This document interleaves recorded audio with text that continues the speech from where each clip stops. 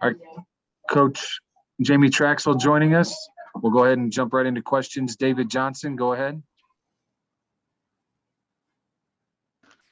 Jamie, if you could, and I know you haven't had a lot of chance for reflection, but talk about this team. Picked to finish last in the SEC, and you advance all the way to the title game in a regional with one of the best teams in the country. Yeah, that's what we told them at the end. Just proud of them. Like, people didn't believe in us, and, including everyone who talked to me.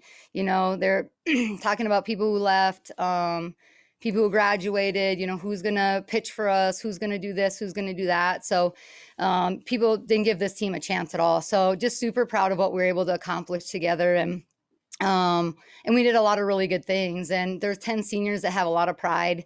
They've been through a lot in this program. They've been through a lot of different coaching changes and pitching coach changes and COVID and a new coaching staff. It's not easy. And they've been part of a lot of the tradition and success here too at Ole Miss. And so it's never easy when things end by any means. And especially for seniors that have really stayed committed to a place that stayed committed to them. Ole Miss is a special place, and you can feel that from all of them. So it's always sad when it ends, and we're proud of what we've accomplished together.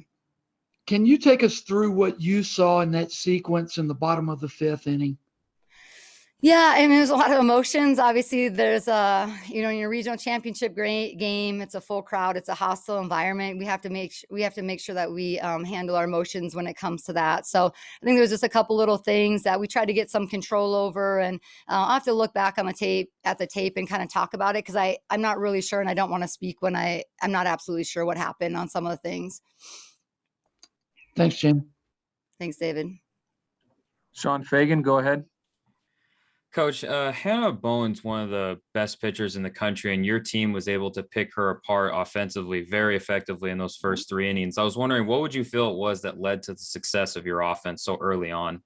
Katie does a great job preparing our hitters. Coming into it, we had a lot of time to plan for the pitchers, and we're real intentional about our training and our preparation. Katie did a phenomenal job. We hit the ball well all weekend, and we felt really comfortable no matter who Arizona threw, that we were going to be able to square the ball up and pressure the defense and put ourselves in a good position offensively, and we did.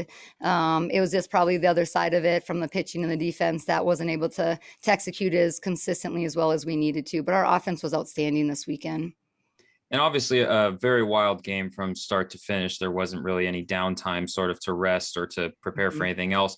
As a coach, from your perspective, especially as the opposing coach, is there any way you would be able to sort of sum up this game, like from start to finish?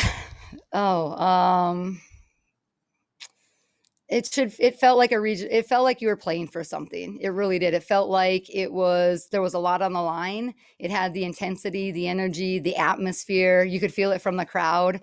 So I think from the very first, even from the warm-ups and when we were ready to go, it felt like you were playing for something, and it really should when you are trying to, extend your season one more weekend to make it to the top 16 in the country. And it had a lot of different fireworks to it, a lot of emotions, a lot of intensity, different things up and down.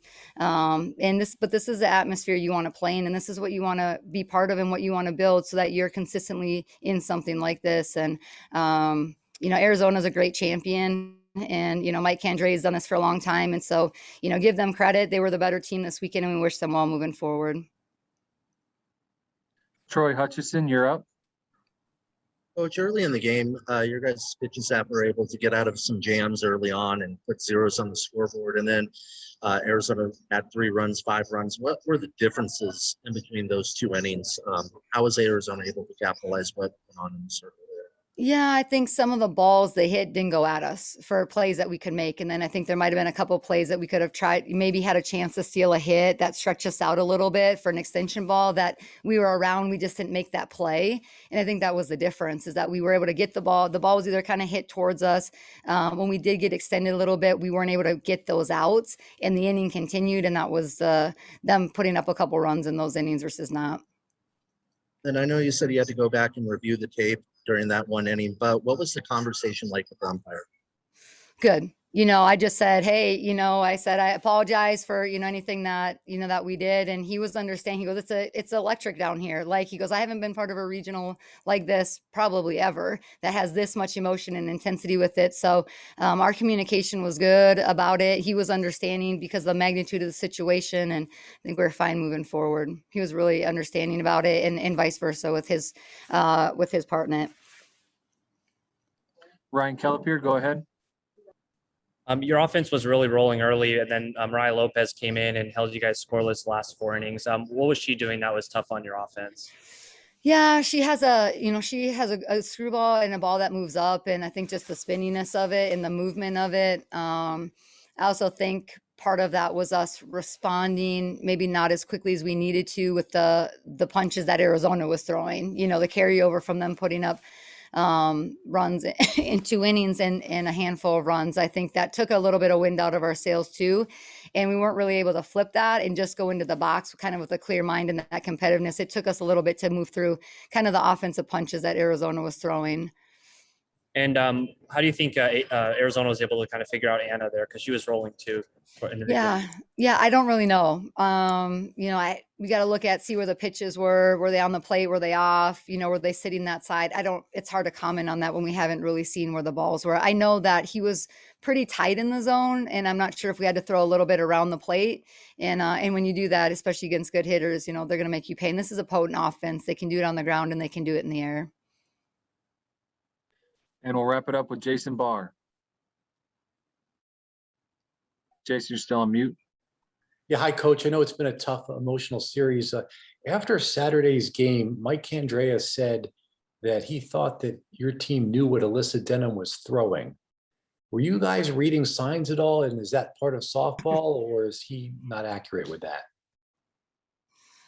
Oh, we spend a lot of time preparing. So Katie does a great job. Our kids are prepared. We spend a lot of time watching film and getting information, and we're very comfortable with that and applying it to a game. We're very comfortable committing to a game plan and making adjustments as we go throughout a game.